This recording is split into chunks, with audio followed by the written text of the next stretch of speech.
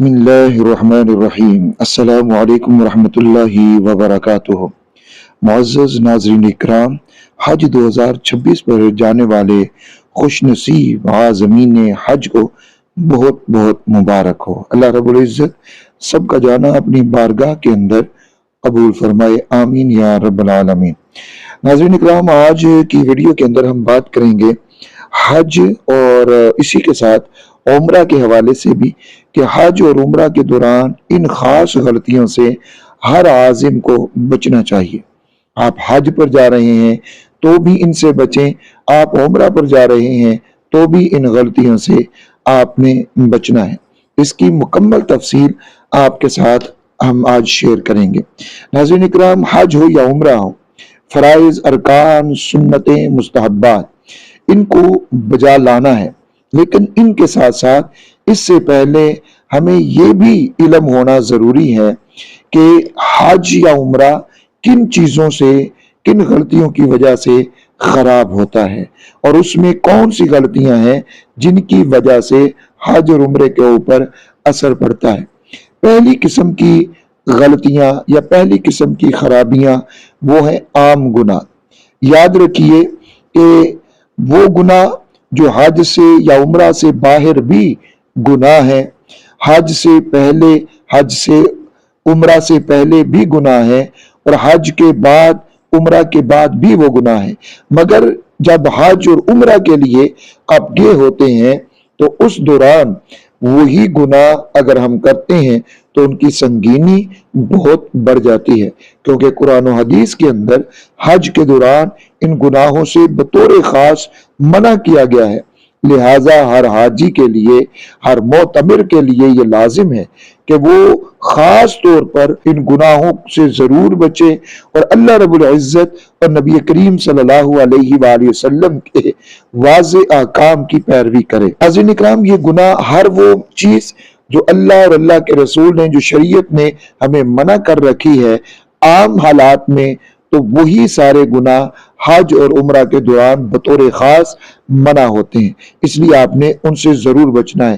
دوسری قسم کی جو غلطیاں، دوسری قسم کی جو خرابیاں ہیں، وہ ہیں حج کے ممنوعات یا عمرہ کے ممنوعات یا احرام کے ممنوعات، اور یہ بطور خاص اسی کے ساتھ ہوتے ہیں۔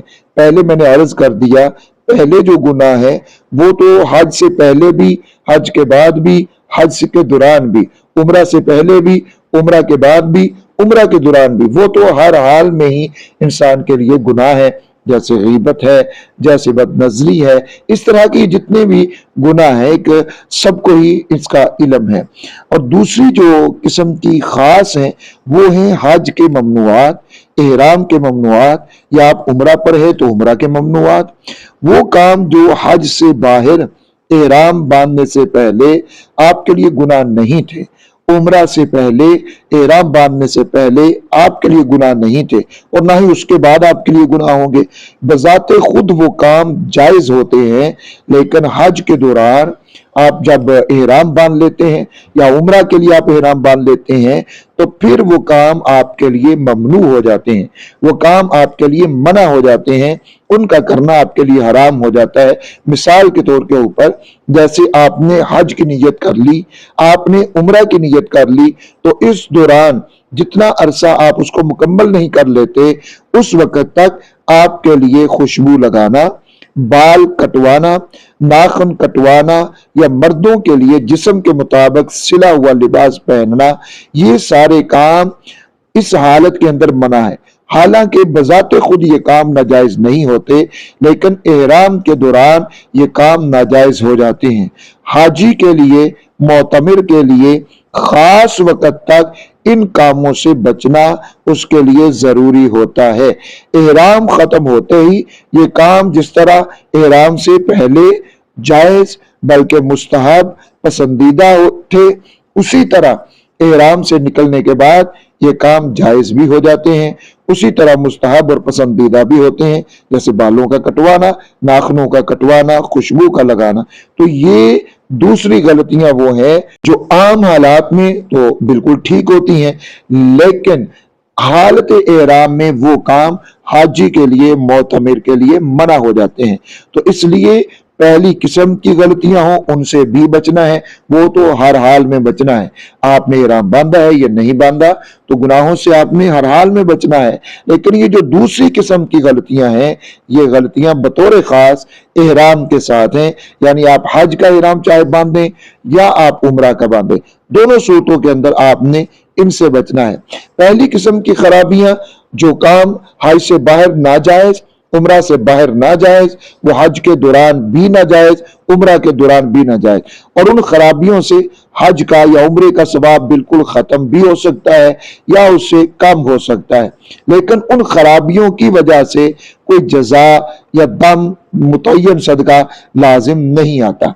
दूसरी किस्म की जो गलतियां आपको मैंने बताई हैं, जो बजाते खुद गुनाह नहीं है लेकिन वो बतौर खास इहराम के साथ हैं, बतौर खास आप हज के लिए हैं या उम्रा के लिए तो उसके साथ खास हैं, उसकी ममनुआत में शामिल है, तो उन खराबियों का अगर इर्तिकाब होता है तो उसकी वजह से खास जजा वाजिब होती है। यानी दम देना, एक बकरा या एक बकरी वो देना पड़ती है, या फिर कोई मुतय्यन तौर के ऊपर सदका की मिकदार वो देनी होती है। तो इन दोनों किस्म की खराबियों को नमाज की एक मिसाल से समझा जा सकता है। मसलन अगर कोई शख्स लोगों को दिखाने के लिए नमाज पढ़े तो हदीस शरीफ के मुताबिक वो एक दर्जा का शिरक है, उसको शिरक असगर भी कहा गया है, यानी रियाकारी और दिखलावा ये शिरक असगर है। बगैर खुशू खुजू के नमाज पढ़े तो एक रिवायत के मुताबिक नमाज उसके मुंह पर मार दी जाती है।